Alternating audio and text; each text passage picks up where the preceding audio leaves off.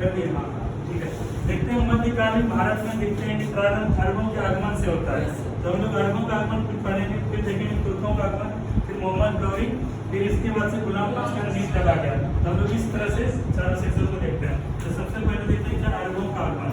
अरबों का आगमन को बेसिकली 711 वैसे क्वेश्चन आता है सिंपली कि 712 ईस्वी में, लेकिन अगर क्वेश्चन को ठीक करना होता है, अगर चैलेंजिंग या टफ करना होता है तो यहाँ पूछता है कि अरबों का पहला आगमन कब हुआ था या आगमन कब हुआ था? 711 ईस्वी में हुआ था, जो कि क्या रहा था? 770 रहा था। और किसके नेतृत्व में गया था? अब्दुल्लाह के नेतृत्व में। उसी तरह सबसे बढ़िया ये है कि भारत में सबसे पहले अरबों का आगमन कब हुआ था? 712 ईस्वी में। किसके नेतृत्व में? काशी के नेतृत्व में। और ये जो आगमन हुआ था, आगमन का सफल रहा था, ठीक है, ये कहा जाता है। उसके बाद कहता है कि जब वो आया था तो उसमें सिंध का शासक कौन था?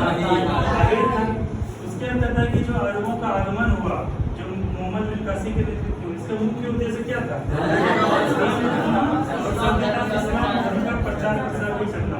और एक क्वेश्चन आता है, कभी कभी टीक करेगा तो पूछेगा कि जजिया कर लगाने वाला भारत में प्रथम शासक कौन था?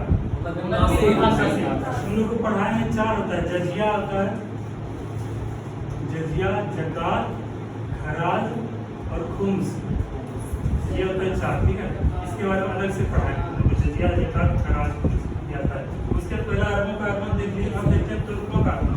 तुर्कों का आगमन मुख्य रूप से क्या है? मोहम्मद गजनी का से सुधारा माना जाता है। इसमें क्वेश्चन सिंपली बनता है कि मोहम्मद गजनी का भारत में प्रथम आक्रमण कब हुआ? 1000 ईस्वी में हुआ। क्वेश्चन आता है कि मोहम्मद गजनी ने भारत में कितनी बार आक्रमण किया? 17 बार आक्रमण किया। 17 बार आक्रमण किया।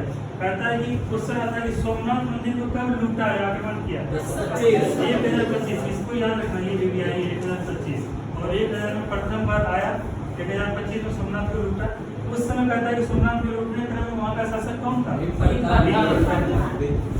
और जब सोमनाथ मंदिर लूट के जा रहा था उस समय क्या था? जब भारत साम्राज्य पढ़ाए चूड़ामल है, सूरजमल है, ये सब जाटों का साम्राज्य देखेंगे तो उसमें जाट वगैरह कहते हैं इतना लूट लिए थे। तो उनके विरुद्ध जो अंतिम आक्रमण हुआ था 1027 में, ये मतलब कब? जाटों के विरुद्ध हुआ था, ठीक है। और क्वेश्चन आता है कितनी बार भारत में आक्रमण किए? 17 बार। कहता है कि सुल्तान की उपाधि ग्रहण करने वाले प्रथम शासक कौन थे? मोहम्मद गजनी। और इसका मुख्य उद्देश्य क्या था? हम देख रहे हैं कि सोमनाथ को लूट रहा है, कभी यहाँ लूटा, भारत में 17 बार किया चढ़ाई। तो इसका मुख्य उद्देश्य क्या था? इस्लाम धर्म का प्रचार प्रसार करना, ये ध्यान रखना। इसमें और एक पॉइंट बनता है कि मोहम्मद गजनी के साथ कौन से 4 इतिहासकार या साहित्यकार आए? अल-बरूनी, ठीक है, उसका फिरदौसी, उसका तुतली और तर्रुकी, ठीक है। क्वेश्चन आता है किताब उल हिंद की रचना किसने की? किताब उल हिंद की रचना किसने की? अल-बरूनी। क्वेश्चन आता है शाहनामा की रचना किसने की? फिरदौसी। क्वेश्चन आता है किताब उल यामिनी की रचना किसने की? और एक इतिहासकार फर्रुकी। तो अल-बरूनी आए थे, फिरदौसी आए थे, उतली आए थे, फर्रुकी आए थे। मोटामोटी ये दोनों सेक्शन से इतना ही पूछता है। उसके आता है मोहम्मद गौरी पे। इसका बहुत इंपॉर्टेंट रोल था क्योंकि यहीं से जो है आगे चल के देखेंगे इसका प्रमुख दास यहीं से गुलाम संतुलन काल का प्रारंभ माना जाता है। तो ये क्वेश्चन आता है कि मोहम्मद गौरी ने प्रथम दफा भारत में कब आक्रमण किया था? 1175 ईस्वी में। हम लोग देख रहे हैं 1000 ईस्वी 711 से का रास्ता धीरे धीरे खुलने लगा। भारत का आगमन का रास्ता रूट पता चल गया, दशा होते हुए कैसे कैसे आना है, सिंध से होते कैसे आना है। तो 1127 में किया।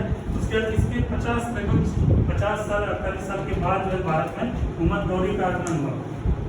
गौरी में क्या था कि जब ये दौर का शासक था वहाँ पे क्या था? राजनीतिक काफी उथल-पुथल मचाता था। ये भारत की ओर प्रसार किया इसी क्रम में, लेकिन ये पूछता नहीं तुम लोग को, पूछेगा सिंपली मोहम्मद गौरी कब भारत आया? 1175 ईस्वी में। उसके बाद 1178 ईस्वी में जब गुजरात पर आक्रमण किया उसमें शासक कौन था? भीमदुत्य। कहता है कि भीमदुत्य का संबंध किस वंश से है? कलंकी वंश से है, ठीक है। और क्वेश्चन होता है कि मोहम्मद गौरी का प्रमुख दास कौन था? था बख्तियार खिलजी भी था।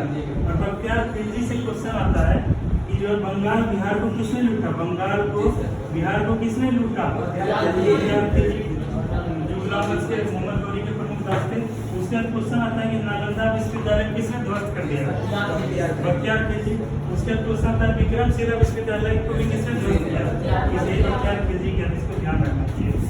उसके बाद एक इम्पोर्टेंट क्वेश्चन क्वेश्चन आता है कि सूफी संत, प्रमुख सूफी संत शेख मोइनुद्दीन चिश्ती किनके साथ भारत आए थे? गौरी के साथ। क्वेश्चन आता है कि चिश्ती सिलसिला का प्रारंभ कौन किए थे? शेख मोइनुद्दीन चिश्ती। क्वेश्चन आता है कि शेख मोइनुद्दीन चिश्ती का दरगाह कहाँ है? अजमेर शरीफ। अजमेर शरीफ कहाँ है? बताओ, जस्ट बता करो कहाँ है ना, बताओ कहाँ है? कहाँ है निजम? अच्छा, जयपुर किसका राजधानी है? राजस्थान का राजधानी है, ठीक है। अच्छा, तो यही जयपुर में जो है ना राजस्थान में है, अजमेर रखेगा, ठीक है। अजमेर शरीफ यहीं पर है, अजमेर शरीफ। तो यहीं पर हम चिश्ती का सिलसिला का प्रारंभ किए थे। क्वेश्चन आता है किस शासक के सिक्कों पर लक्ष्मी का चिन्ह अंकित है? यानी मोटा मोटी बेसिकली यही क्वेश्चन आता है। इसके बाद से ये क्वेश्चन ये बनता है कि तराइन का युद्ध, ठीक है, तराइन का कितना 2 युद्ध हुआ था? तराइन का प्रथम युद्ध कब हुआ था? कब हुआ था तुमको? 1191 में। किसके विरुद्ध हुआ था? पृथ्वीराज चौहान, ठीक है। पृथ्वीराज चौहान के बारे में आता है, हाँ ठीक है। कौन विजयी हुआ इसमें? और कभी कभी क्वेश्चन पूछता है कि पृथ्वीराज चौहान कौन सा था? तो पृथ्वीराज तृतीय था, ये ध्यान रखना, ठीक है। विजयी हुआ पृथ्वीराज चौहान। उसका 1192 में कौन सा युद्ध? तराइन का द्वितीय युद्ध कब हुआ? कौन इसमें जीता? गौरी जीता, पृथ्वीराज चौहान की हार हुई थी। उसके बाद चंद्रावर का युद्ध कब हुआ? किसके इसके बीच में हुआ? गौरी और जयचंद के बीच। इसमें कौन जीता था? जयचंद हारा था, गौरी जीता था।